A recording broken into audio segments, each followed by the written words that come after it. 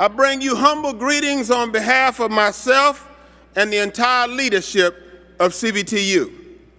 This is a convention of firsts and new beginnings, a convention embodied by our theme, which will look at the paths to building on our future.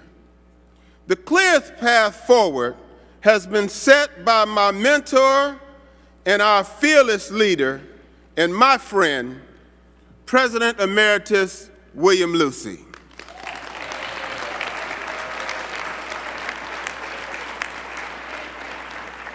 With his vision, his heart, and his remarkable achievements, Bill has cast the seeds of CBTU's growth and longevity.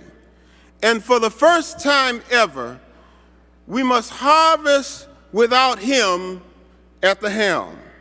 He is, however, still with us, still our moral compass, still advising and guiding us. We love us some Bill Lucey, so let's give it up for Bill Lucey. Let's give it up. Let's give it up.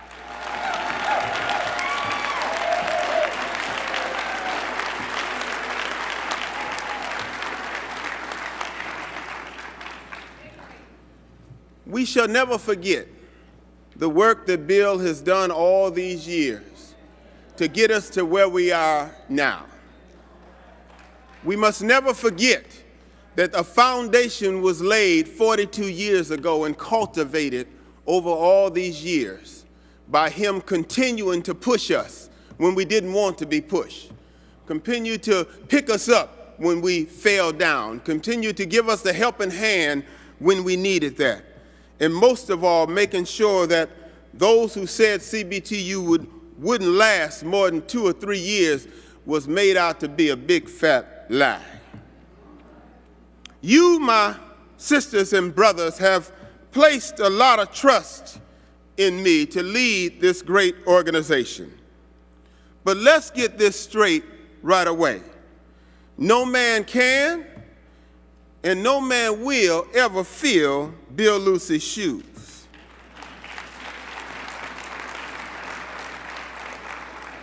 But as I told you in my acceptance speech on last year, I will be the best Terry Melvin that I can be.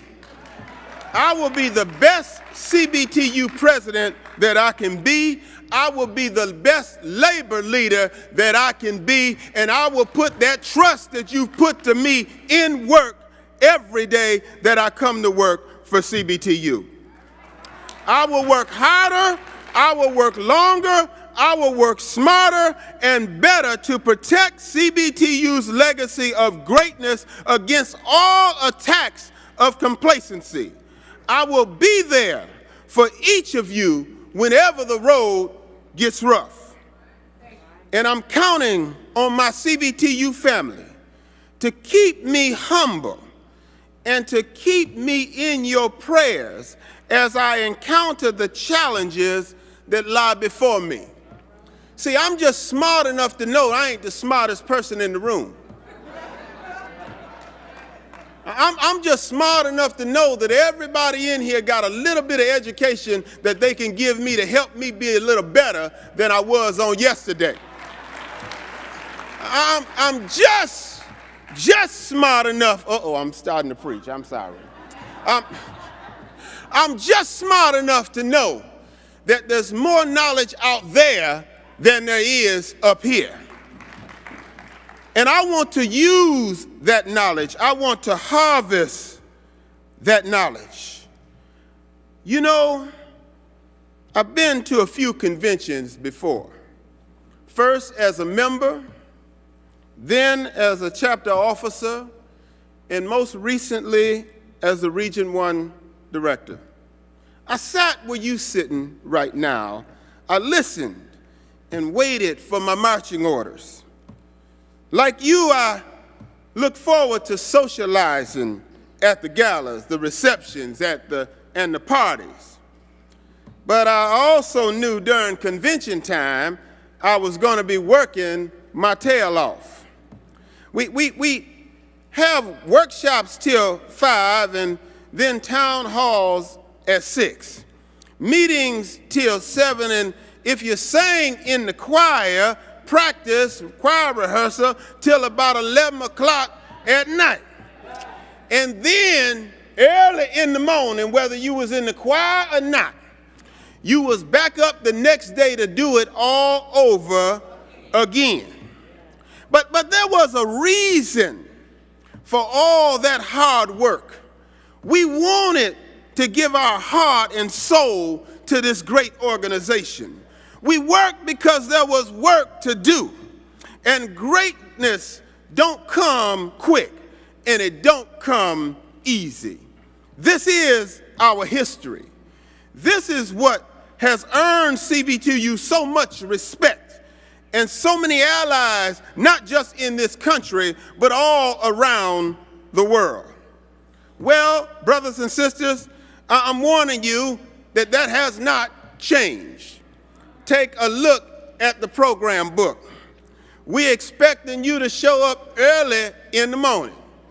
We're expecting you to work all day long. We know that in the evening you gonna party. But as the folks from Region 1 know, like I always say, party all night long. You can stay out till 7 o'clock in the morning. But in the morning when the gavel hits, you need to be in your seat, ready to get your marching orders for the next day.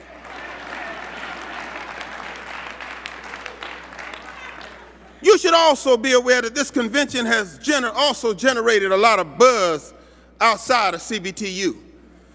This page-turning moment comes as the labor movement is scrambling to organize a workforce that is younger, more black, more brown, a workforce battered by globalization, wage stagnation, and fading confidence in shaky political leaders.